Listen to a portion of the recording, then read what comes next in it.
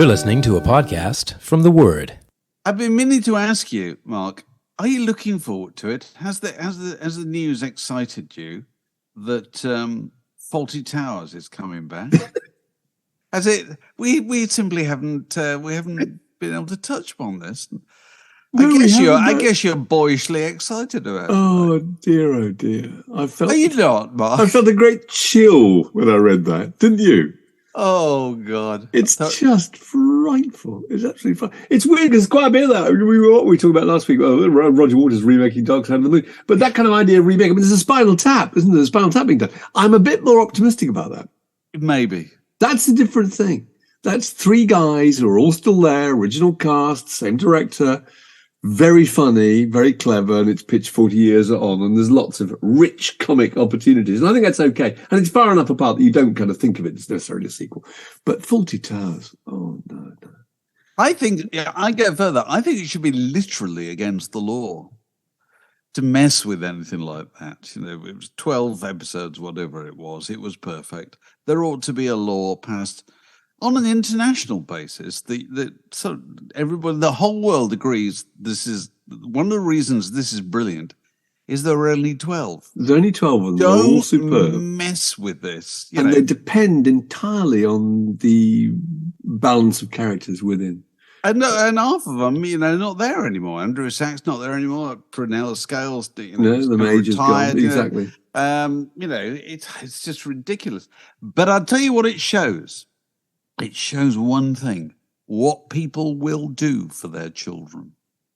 And so he's doing this for his daughter, isn't it? Isn't he? He is. It's really a vehicle for her. But I mean, I would have thought that I'm sorry about that. This is another element of it. People talk about Nepo babies or whatever they talk about. I know. This is the classic case, isn't it? But surely it's bad enough. I've always felt that with people like Sting went on a tour, didn't he, for 18 months when the Police reunion happened, with, I think, his son as the opening act. Was that right? I wouldn't be surprised. His son or his daughter? They all end up with that. I know, but and playing to 70,000 people a night, and yet no career evolved out of this. So you couldn't have given someone a greater opportunity.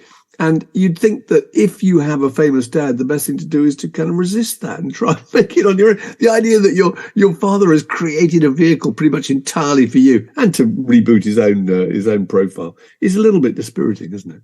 But then on the other hand, you do get the people like Joachim Kuda, Ry Kuda's son, who I get the feeling kind of runs his father. He's the guy who says, you go out and do this. This is what we're going to do. I'm going to set it up. Yeah. I'm going to play the percussion.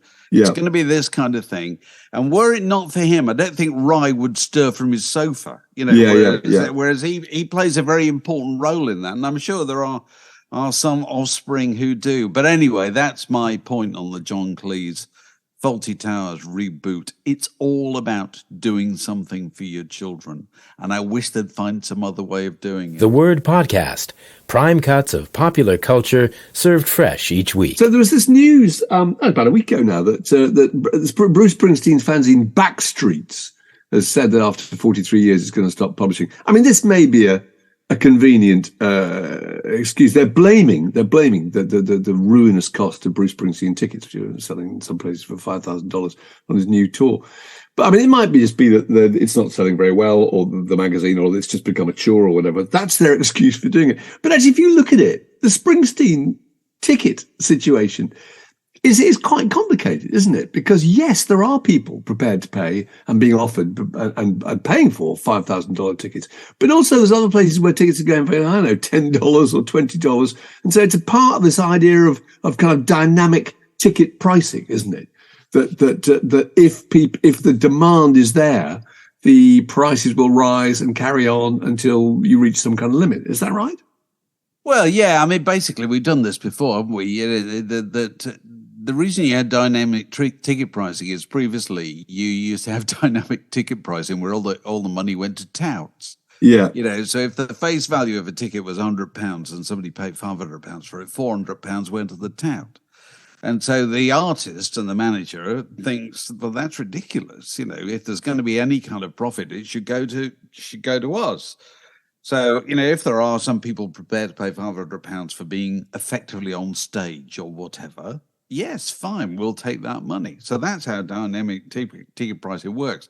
So you get huge gigs where the seats with huge demand very near the stage it can be mad prices. But then effectively at the back of the place on the day, they're effectively giving tickets away, because that's what's happening, And so the Springsteen tour of the States, which has only been going for about 10 days or something like that, the word is that he does really well on the coasts, unsurprisingly, New York, Philadelphia, and so forth, Los Angeles, San Francisco. Whereas if you're in the flyover states, less well, and so on a Tuesday night in the middle of Ohio, he probably doesn't do that brilliantly, And if you're prepared to wait, and this is the other thing about ticketing, is that it's all about, it seems to me, in terms of holding your nerve. Well, but most people don't. And so when a tour is announced nowadays, and this has been the to-do around Taylor Swift tickets, that they announced all the shows simultaneously. And the reason they do that is so they can get on the news. So they having broken the internet. Exactly. Broken the internet. Yeah. It's sold out or whatever. Because it's an interesting point, this. Since the charts no longer mean That's right. You used to be able to say number one selling. You used to be able to say knocked the Beatles off the top of the charts. Yeah. Oh, the biggest thing since U2 or whatever it was. It was a cheap headline. Nowadays, there are none connected with records, on charts of any kind. The only way you can do this is via, how much people will pay and how many people want to pay to go and see you perform.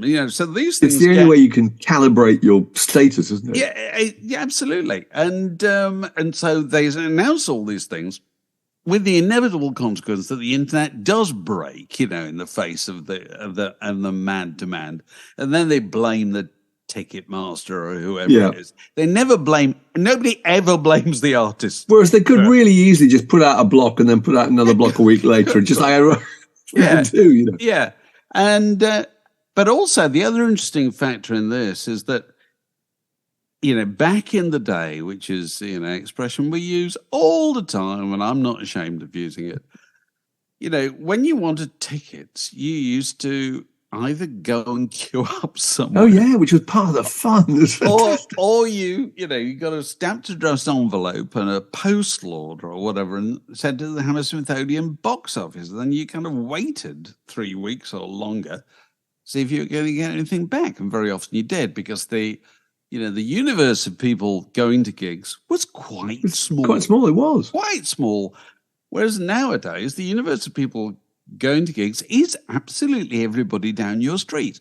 Why? Because they can do it on their backside at home, on their computer, using their credit card.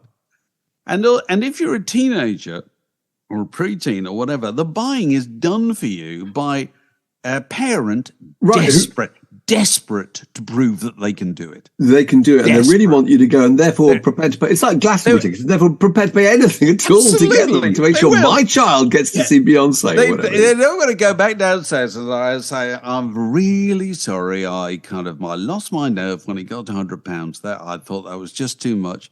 And then your daughter goes, but my friend down the road, her father loves her more. Yeah, that's right. Loves her £750 worth. That's right. Yeah. So you got all these people kind of piling in. So you got this desperation around tickets at the time that they go on sale. Yeah. And then according to the reports coming back from the States on the Springsteen tour, and I think on other tours as well, apart from possibly, I don't know, very top level Beyonce or whatever, that on the day or the day before, if you have a look, there are tickets. Yeah, that's right. They won't necessarily be the most. I had a look at the Springsteen ticket. There's tickets all over the European, the UK dates. There's still tickets available, and not massively costly ones. You can get in. People just assume you can't, I think. Yeah. So anyway, talking to gigs and venues, U2. Yeah, U2 in Vegas are opening this extraordinary place called, what's it called? It's called the MSG Sphere. I've been following this. I think it's really it's interesting. A purpose-built, extraordinary installation. It's like an enormous great, well, it's a sphere. It's a globe. Yeah, it's a globe. It's kind of sunk into the ground, And we've seen kind of artists' impressions of what it looks like. I mean, it looks like it's kind of IMAX, but with a band. Exactly that. No, I thought so. IMAX. The whole idea, I think, is that the group play on a stage around which is wrapped an LED screen, which is the size of 3 football pitches. That's around them, behind them, and above them, an LED screen. So that would be a combination of back projection and also projection of what you're actually of the group on stage. And then I think there are, I described it as multiple audio streams delivered to individual seats, which I don't fully understand, but I'm getting the impression that some incredibly sophisticated sound is coming at you, and you can feel there's a kind of a tremor in the seats, so you can feel a kind of a movement, a physical movement, and the impression, I find it quite exhausting just reading about it, actually. I mean, you are just being. It's a sensory bombardment, isn't it? It is. From every angle, in the most ramped up, theatrical, brightly lit. I can't imagine what it'd be like. It's just going to be extraordinary. But they're opening it, aren't they? And so this is the great Las Vegas unveiling. And the story I read, they're getting 90% of the face value of the tickets. Now, the value of the tickets has not been announced yet, but this is going to be. But it's a 17,000 seater. 17,000 seater. So let's say it's 500 quid or so. You're talking about them taking about, I don't know, $7 or $8 million a night. They're playing there for 12 nights, and they're getting $10 million just for opening it. That's just a kind of sweetener, isn't it? That's just a little present bonus. It's just absolutely extraordinary. I reckon they can make 100 million. I think this is merchandise. I don't know. But I'm talking about grossing, but they could make somewhere in the region of 100 million in 12 days. I mean, it's absolutely. It may not be as much as that. It could be something paltry like 50 million. Hardly worth getting out of bed for. But the scale of these things, it's just absolutely extraordinary, isn't it? And also people's desire to be first is amazing. Yeah. Because you would have thought it's possibly better to let somebody else go in there first and sort out the teething troubles, Because traditionally venues of any kind very often are a disaster at first, and then they work out how it should But then the publicity is fantastic. They haven't done much for a while, have they? So they want to come back with the loudest possible bang available, and this is clearly it. Oh, it's just astonishing. This is a junction in the word podcast. It separates that bit from this next bit. At the other end of the spectrum, the live entertainment spectrum, have you been following these stories from all over the UK about the difficulties that theatre owners are having with dealing with security issues over the behaviour of audiences at what you might call jukebox musicals? So I'm talking about Jersey Boys, or I don't know. There's a Michael Jackson one, isn't there, in the West End? Yeah. Bob Marley's Bob Marley one. Yeah. And obviously, famously, there was Mamma Mia and all these kind of things. That basically, people. Have you ever been to one of these? I've been to one. I went to the Carole King one, which is no longer in the West End. Called Beautiful, I think. Oh, it wasn't bad, actually. But quite early. The idea, though, is to encourage you to sing along. I would have except they did. In Beautiful, they kind of confined it mainly to the end of the thing. So at the end of the thing, you find people stand up and they sing along, whatever. And so, as it becomes a competitive area, people increasingly, they make this an increasingly important component of the evening's entertainment.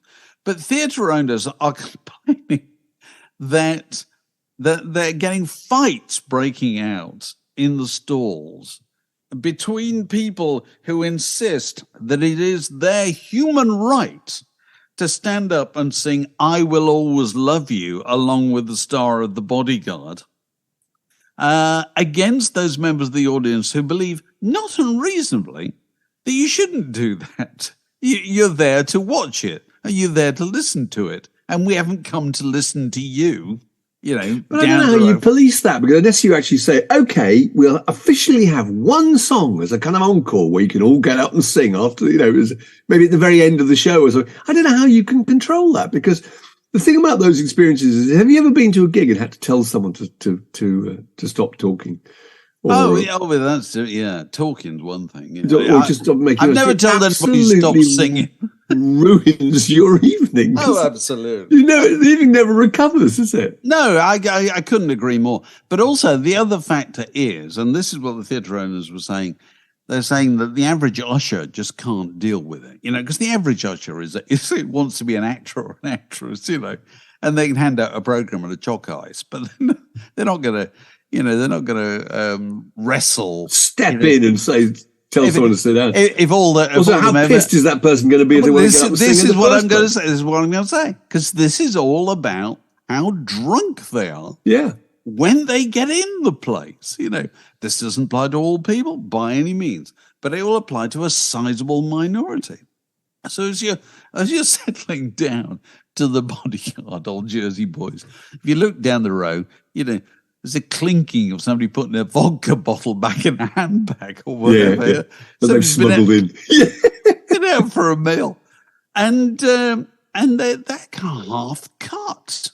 Yeah. And that's how you get fights breaking out. I thought it was just horrifying. So they're talking about having to get proper kind of high-vis jacket security in there, which really doesn't fit with the theatrical experience. Not remotely, and how much are you paying?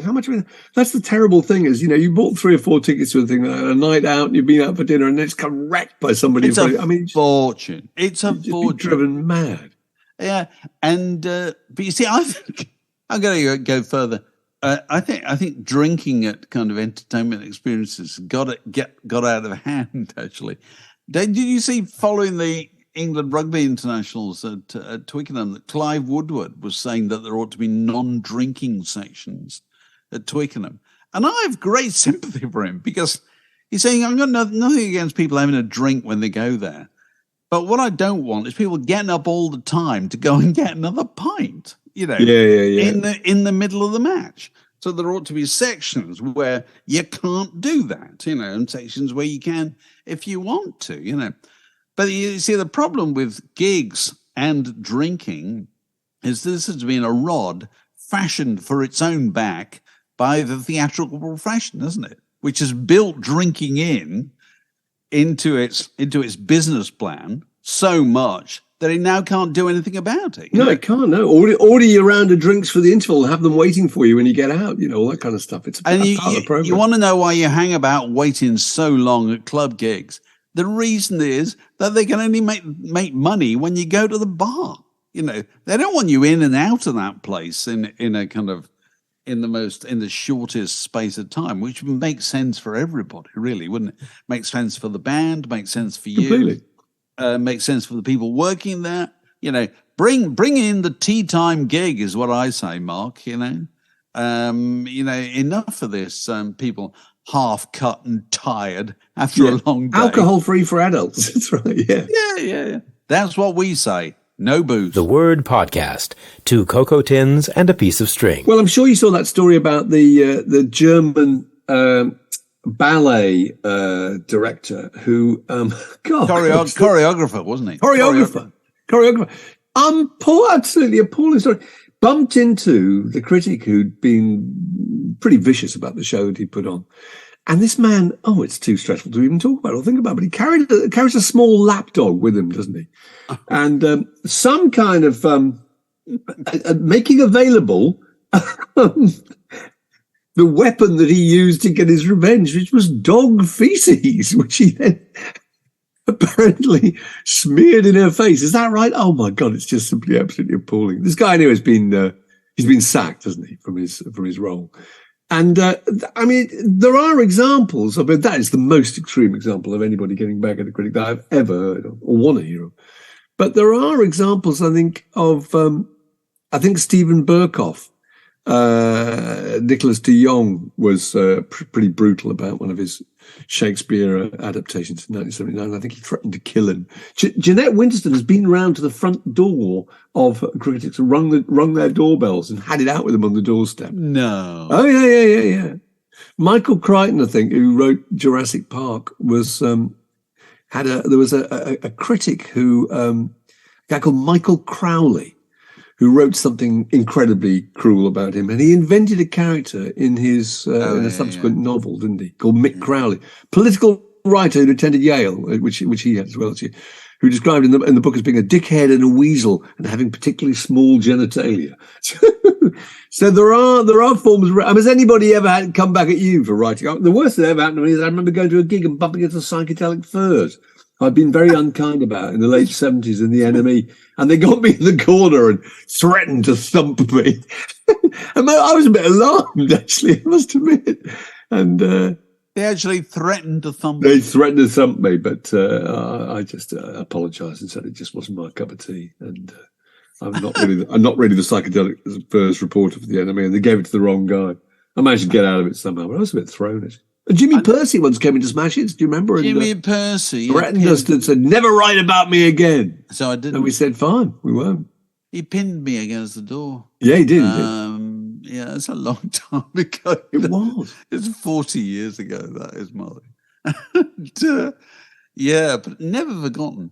But theatre and ballet critics, actually, in the kind of world of traditional theatre, opera, classical music. Yeah. I think there's more of that that goes on there than goes on in pop music, because they really do take that stuff seriously. They really do sit up all night waiting for the first editions of the newspapers, as it would have done in the days of, paper. Well, that's presumably because those reviews have far more power than the average review does. Rock music's not about reviews anymore, is it? Pop music. That's just, okay, if you get good reviews, it helps, but that's just make or break in the theatrical world, as it can close shows. But also, I've also got the feeling that with the reviews they really take against are the ones where they think, no, that's hit quite close to home. Yeah. And you very often, how close to home it is will not be obvious to the person who wrote it or the average person who read it. But the person about whom it's written will know exactly how close to home it is. Yeah, or it could be that's what they really take against. And it could be an argument that you've been having with another member of the production internally, team. Absolutely. Internally, and this person identifies that argument as the problem with this play. If they'd only sorted out if they'd sorted this out, I've been fucking saying it. For God's sake, that's precisely my point. So now I hate the fact I'm now in a dilemma because I hate the fact it's a bad review, but I also admire the fact that I agree with them. Yeah, so it's really, really hard. So yeah, dog shit. I think it's going a little bit. Going a little far. I thought it was going too far. Actually. That's going too far. Tell me this: at what age? I was thinking about this the other day. Looking back on your long life, and boy, it's a long life. At what age, during the span of many years and many decades, at what age do you think, looking back, you were at your most stupid? Oh, that's a tricky one, isn't it? I would imagine 18. I don't know, really. Would you really? Okay. I'm going to put it a bit further. I'm going to go further. I'm going to go further. I'm going to say, and I'm going to throw this out there to everybody. Yeah. Because everybody can think about this. I think you're at your most stupid when you're 23. Oh, right. Why is that? That's interesting. You sort of think you now know everything. Yeah. Because you've gone through all the education and your kind of first jobs and so forth. And you're probably not settled down with kids, or whatever. You're also earning some money so you could express that stupidity, aren't you? You can go off and do extravagant things because you got the cash. When you're 18, you're just thinking about it. You don't have to go home every night and be met by the disapproving stare of your father or mother. Yeah. Because the family you've grown up with, okay, I'm developing this as I go along here. Yeah. bear with me. The family you've grown up with, you cannot bullshit. They know you, don't they? You know, your sisters, your brothers, your parents, they know you. They know every stupid thing you ever did for the age of being 5 or whatever. They know it. It's all in the memory bank there. So you can't bullshit them, yes? At university or college or whatever, you're just in the throes of it and learning and doing things for the first time and all that. But when you come out at the age of 20, and when you're 23, you got that faux sophistication about you. You know, I'm a man or a woman of the world. I know all about it nowadays. I've travelled. And you then start inventing lies about your earlier age that you couldn't do on the home front. You say, yeah, of course, my father was a spy or whatever, you know, whatever ridiculous thing you make up. I don't know, you know. Oh, yeah.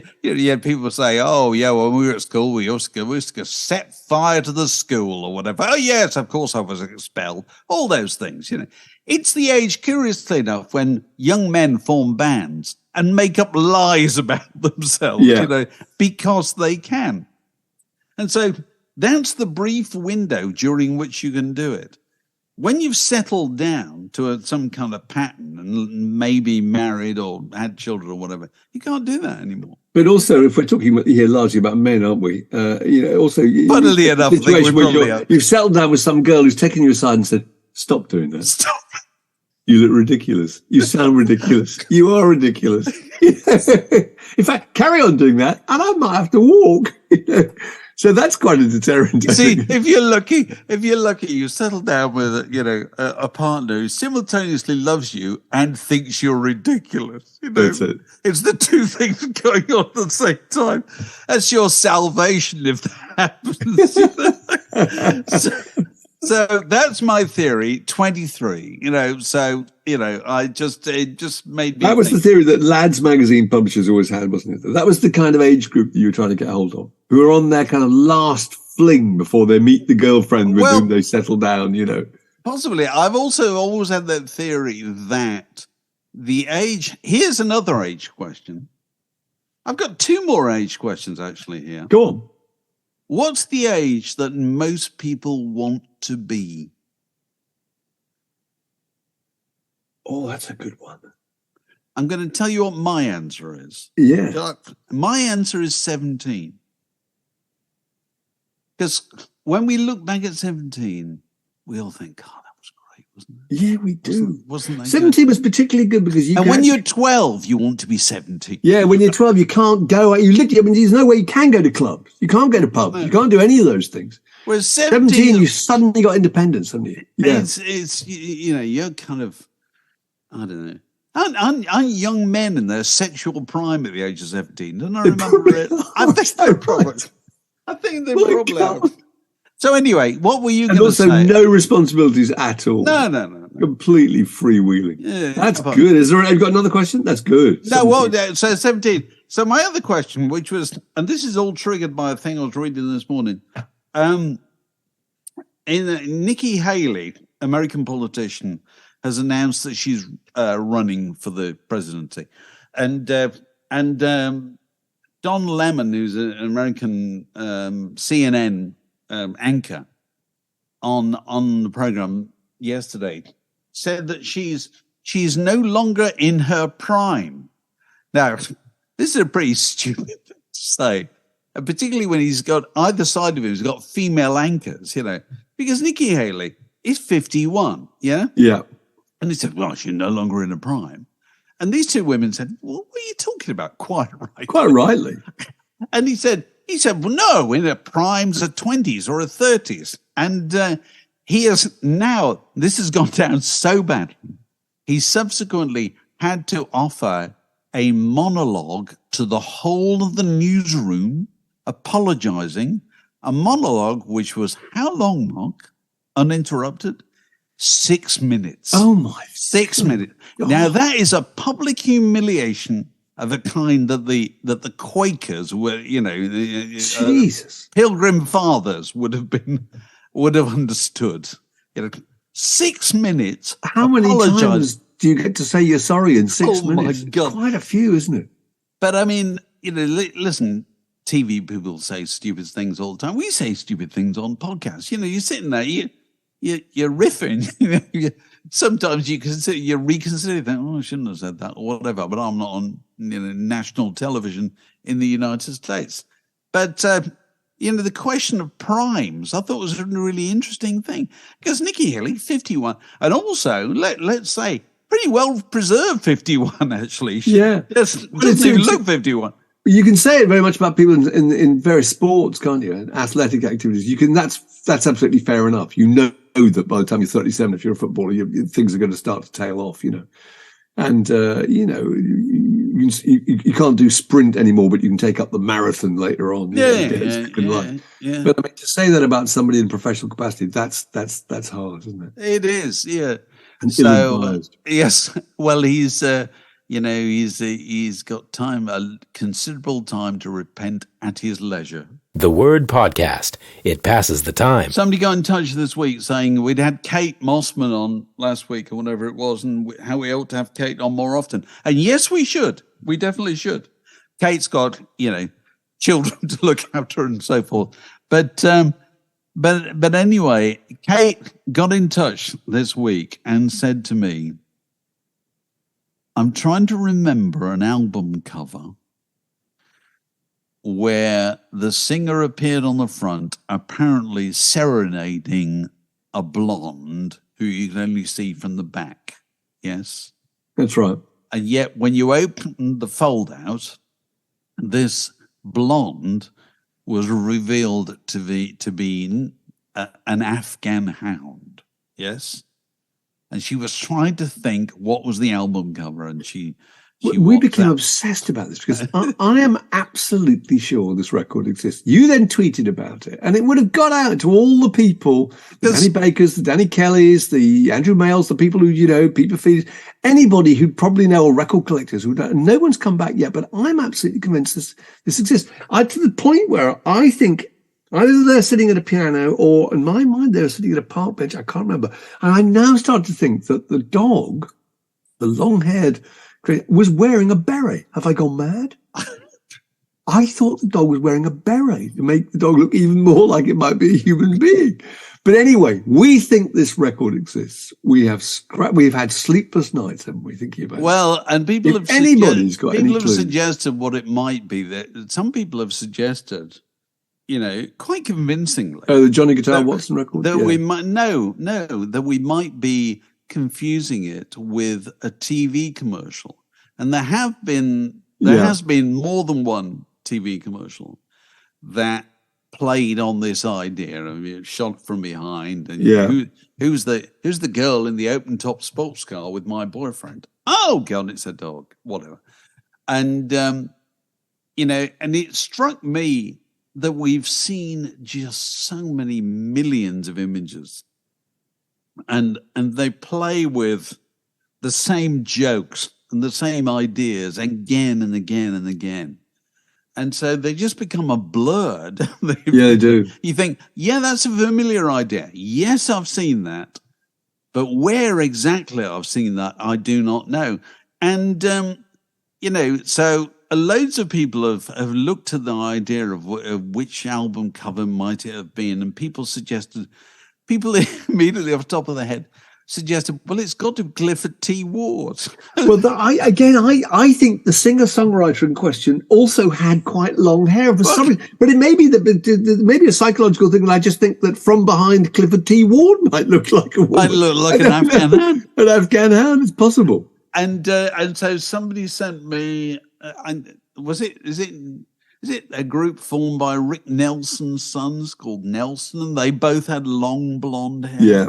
Which they used to make a big thing of.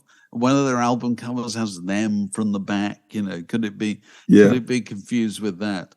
But it's a fascinating idea that during the halcyon days of the album cover, which start in the early 50s and go through to the late 80s, I suppose, the early 90s, how many millions of album covers were there? Just millions. And millions, and how many you've seen, and how many you're probably getting mixed up and confused and just collating in your mind. I know. And you're just flicking through this thing in the back of your head, aren't you? Yeah. What I always find myself wishing in those cases, that I could walk into a record store that was like a really old-fashioned record store, had absolutely everything. Yeah. And could just start in the A's and just go through, And eventually, somewhere I would find it, it would be F, the Fabulous Poodles. Yeah, that's right. There it is. It's Johnny Guitar Watson. It's whoever, Anyway, the search still continues. So if this is... if anybody's got any clues as to what this might be, we're convinced it exists. Get in touch with us any time of the day or night. The Word Podcast. Fix yourself a drink and it's like being in the pub. And we're joined, I think, possibly for the third time now. It's his for a birthday slot, his third birthday. The cake has 3 candles. By Nick Foreman. Nick, it's lovely to see you again. Is it your birthday today? It was birthday midweek, so I sandwiched it between two visits to the De Montfort Hall. Last night I went to see Danny Baker. Oh, how was that? Wow. Well, he started at 7:30 sharp. I've got to say, I'm amazed you're home. And you're home. and we left at 11:05, and we had a 12-minute interval to catch our breath. So he obviously wasn't feeling the full ticket, really, because that's quite that's a short serving of Danny Baker. Yeah. So, any particularly good subjects that he touched on? He was just impressing upon us the sheer good luck he says that he has, that it's all fallen into his lap, apparently. That's true. So it's very entertaining. And during the course of the meeting, of the show, he announced, as I think he said before on Word in Your Ear, that he's auctioning all his records. Yeah, However, it's now a feature of the... he gives away an album every night, doesn't he? So last night he threw into the audience a promotional copy of John and Yoko's Milk and Honey. My God! So was there an unseemly scramble to be the No, he went to the corner of the stage and threw it up onto a couple in the balcony, really? and just said, "Here you go," and threw it up to them. What could that be worth, though? Well, seriously, a promotional copy? I would have thought that'd be quite a lot. I don't know. I bet it's something, but you're not going to flog it, are you? Sure. No. It's just a lovely thing to have. Going to keep it as a conversation piece. Say, what are you doing with a promotional copy of Milk and Honey? Thereby hangs a tale. Yes. So you saw Danny there, the De Montfort on Friday, and your birthday was on Thursday. Did you say? So who did you see on Wednesday? Oh no, I saw Stuart Lee the Friday before. So Friday before. How was he? Okay. Love Stuart Lee. Yeah, and Stuart Lee's fairly intense. He came on and announced that he looked like an overweight William Shatner, which I think was true. He's got his quiff and his jacket going on. But the thing is, with Stuart Lee, it's a bit like sitting in some respects in a sort of Shakespeare comedy, because sometimes people will laugh as a form of virtue signalling, or yes, hey, I get the joke. I get the joke. Very clever joke, and I get it. You want to laugh slightly ahead of everybody. Yes. I suppose so. So the De Montfort Hall, right? Do they still have music gigs at the De Montfort Hall? Oh, absolutely. I mean, watching Peter Jackson's Get Back, I mean, all those amazing things we saw, like Paul creating Get Back in front of us. The biggest thing for me was that John Lennon name-checked De Montfort Hall 2 or 3 times. He does. He talks about the sound system, doesn't he? Well, I think probably around that time, though, isn't it when Delaney and Bonnie had toured and George Harrison played with them, didn't he? So the Beatles had no experience of live work post-1966. And in those days, it had been, huge, great stadiums. Nobody could hear anything at all. And then the technology had moved on massively, and they hadn't had anything to do with it. So it was only when George Harrison went out with Delaney and Bonnie, thought, oh, my God, PAs, all that kind of stuff. And so that's why they were talking about places like the De Montfort Hall, because they'd never played that kind of show at all, had they? Yeah. They thought there was a brave new world of presentation. So it's customary on the occasion of birthdays of Patreon supporters. Have you got a log you'd like to throw on the conversational fire this week? Well, I sort of have. I'll go Beatles again this time. Go on. And I have perhaps two questions, and again, choose the one which you might prefer. So the first one is that if you had to explain to somebody what the Beatles were, but only using one of their albums, which one might it be? Oh, the second one is, following on from your book, David, about the Beatles were underrated, etc. Do either of you hold any opinions, genuinely held opinions, which might be considered as heresy for the Beatles? God. I don't know if mine's heresy, but I really do believe people go on about the songwriting far too much, as if that's where their genius resides. No, their genius resided in the way they performed and the way they recorded. It was their personality in what they could do with the material they wrote that made them exceptional. And I think about this all the time. I think if the Hollies, and the Hollies were a really, really good group, could really sing, could really play. If the Hollies had recorded She Loves You, would it be anything to match the Beatles' She Loves You? And I think the answer is no, it wouldn't at all, because it didn't have the personality. The Beatles had the personality, and they can make it shine out through everything they did. That's so true. I have no heresy about the heretical comments about the Beatles, but I think the fact that the very few Beatles songs I really don't like, Love Me Do, I've never liked at all. Mr. Moonlight, which again they didn't write actually. I Dig a Pony, things like that.